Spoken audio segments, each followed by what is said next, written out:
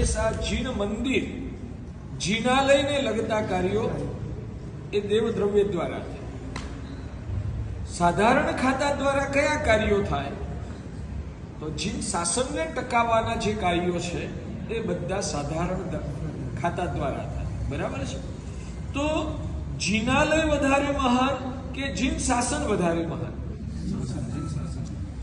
જીનાલય એ જીન શાસનનો એક પાર્ટ છે, અને જીન શાસન ટકેલું હશે ને તો જીનાલય તો નવા પણ પેદા થશે.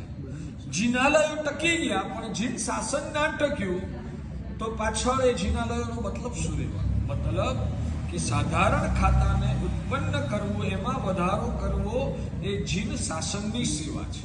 એટલે ક્યારેય પણ સાધારણ ખાતાને દેવદ્રવ્ય કરતા નબળું માનવા જેવું નથી. અને આ જે કાર્ય જે ચડાવવા અત્યારે શરૂ થયા છે એ સાધારણમાં જનારા છે.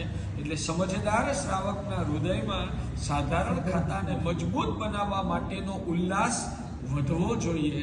એટલે આ પણ એક અદ્ભુત જ શાસનની સેવાનું કાર્ય થઈ રહ્યું છે એવું સમજીને ભાવથી એમાં જોડાવું છું. એ બધું કાલે પછી ફરી ડિટેલ્સમાં કહીશું. 2 લાખ